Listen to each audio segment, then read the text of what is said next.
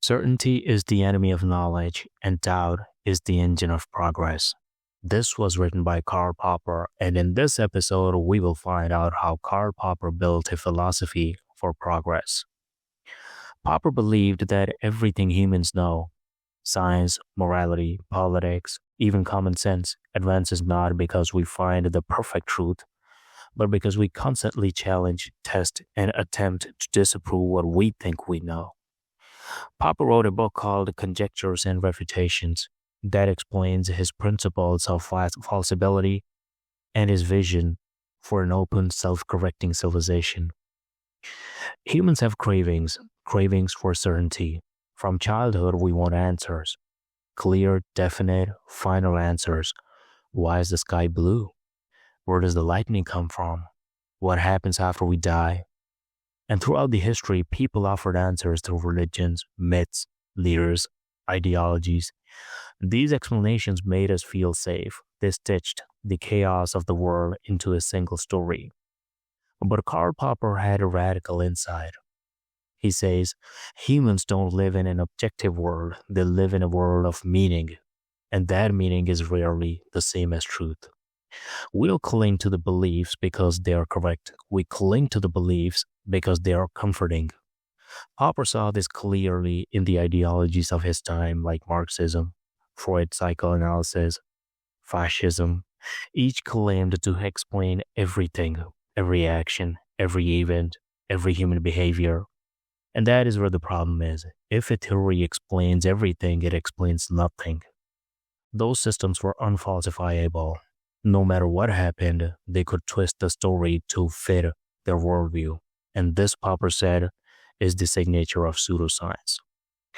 Popper's philosophy starts with a simple observation: humans make guesses. We observe the world, we propose explanation, and then we test them. Every scientific idea begins as conjecture, a bold hypothesis, a leap of imagination. And science advances only when those conjectures face criticism, experiments, and attempts at refutation. This process, the dance between the idea and critique, is what Popper calls the growth of knowledge. But he goes further. He says truth exists, but we approach it only by eliminating errors. Knowledge is not built like a temple, it is sculpted like marble by cutting away what is false.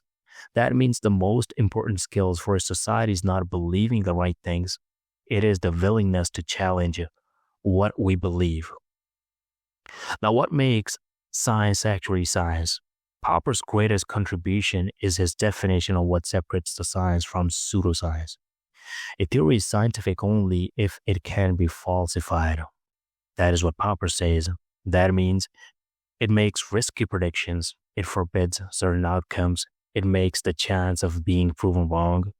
If a theory refuses risk, if it is flexible enough to accommodate any evidence, then it is not scientific. Let's take the example of Freud. Freud's psychoanalysis could explain everything. You hate your father, that is Oedipus complex. You love your father, reaction formation. You feel nothing, that is repression. No matter what happened, Freud could explain it all. So in Popper's eyes, it wasn't a scientific theory, it was a narrative. Einstein, on the other hand, his theory of relativity made bold predictions about starlight bending during an eclipse. If that didn't happen, the theory would collapse. Popper loved that. To risk being wrong is form of intellectual honesty, so Popper flipped the standard of view of the science. Science is not a set of proven truths. It is a set of surviving guesses, ideas that haven't been killed yet. If the criticism is so essential, why do we fear it? Why do humans fear criticism? Because it threatens the identity. Our beliefs are tied to who we are. When a belief is challenged, we feel attacked. Popper understood this psychological dimension deeply. He argued that societies often suppress criticism because it destabilizes power. Dogmatic religious systems reject criticism because it questions divine authority. Totalitarian political systems reject criticism because it threatens control. Academic elites reject criticism because it threatens prestige. Criticism is dangerous. It can topple empires, overturn paradigms, and rewrite the history, which is why it is necessary. Popper believed progress comes from simple cycle. We guess, we test, we find errors, we replace the bad ideas with the better ones. He called it the trial and the error, or conjectures and refutations. The cycle builds everything: science, democracy, moral values, technology, human understanding. Every breakthrough in the history comes from destroying an old idea. The earth is not flat. The universe does not revolve around us. Illness isn't caused by the demons. Species are not fixed and eternal. In Popper's worldview, error is not a failure. It is the engine of discovery. Popper traced a deep shift in the human history from mythos to logos. Myths were our first attempt at understanding the world. They unify societies, provide meaning, and create order. But myths are static. They resist criticism. Science, on the other hand, is dynamic. It thrives on criticism. When humans transitioned from myth-making to theory testing, civilization changed forever. Popper believed that the miracle of ancient Greece, the birth of philosophy, was not the appearance of smart people, but the appearance of criticism. Popper applied his philosophy not only to science, but to politics. He argued that the societies can be divided into two kinds: closed societies and the open societies. Closed societies are dogmatic, myth-driven, authoritarian, resistant to change, ruled by strong leaders or scared traditions. Open societies, on the other hand, are critical, flexible, democratic, self-correcting, filled with institutions that limited power. In an open society, leaders can be removed without violence, criticism is protected, ideas compete, people are free to dissent. Popper famously said, "We do not need perfect leaders, we need systems that can correct their mistakes." This is why he criticized utopian projects like communism, fascism, religious states, or any ideology claiming to perfect society. Utopias assume they already know the truth, so they suppress criticism, but once criticism dies, progress dies. Popper believed humans fall into a trap over and over again. We search for the perfect explanation, the final truth, the theory of everything, but knowledge is infinite. The world is too complex. Every theory is provisional. Every worldview is temporary. Popper's message is humbling. That is, even our best ideas will eventually be replaced.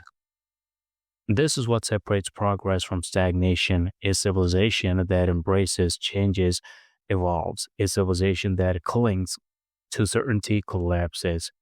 History is filled with empires that believed they possessed absolute truth. None survived. None of them. Popper believed that intellectual courage is the capacity to admit that I might be mistaken. This is the foundation of rationality. When scientists design theories, they build into them the possibility of failure. When democracies design institutions, they include checks and balances. When individuals adopt a worldview, they should keep it open to revision. Popper says rationality is not certainty, it is the willingness to learn from failure. Now let's bring Popper's idea into the present. The age of social media, we're drowning into certainty. Everyone is right and everyone else is wrong. Popper would tell us, what evidence would change your mind? And if the answer is nothing, then you're not thinking, you're believing. And in science and technology, we have more data, more models, and more theories than ever. The danger is same, pretending that our models prove things. Popper reminds us that the models don't prove, they predict, and the predictions can fail. In our personal lives, every belief you hold about relationships, work, identity, morality, that should be treated as a hypothesis, not a dogma. You improve your life by identifying errors. Like, what if I am wrong?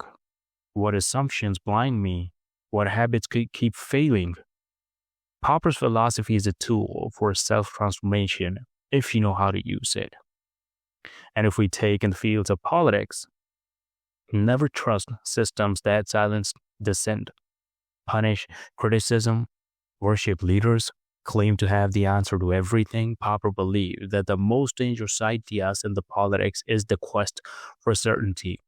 The healthiest systems are those that allow peaceful corrections. Democracy is imperfect, and that's precisely why it works. It is the political form of Popper's philosophy that is a system of conjectures and refutations. So, what do we take away from all this? Karl Popper gives us a philosophy of humility, a worldview built on the illusion of certainty, but the strength of self correction. Knowledge grows when we challenge what we think we know. Societies flourish when criticism is protected, as science advances when ideas risk failure, and individuals evolve when they confront their own errors. If there is one sentence that captures Popper's message, it is that the truth is not something we possess, it is something we pursue, and the pursuit never ends. Thank you for joining me on this. If you enjoyed this episode, please like and subscribe and recommend it to your friends. I'll see you next time.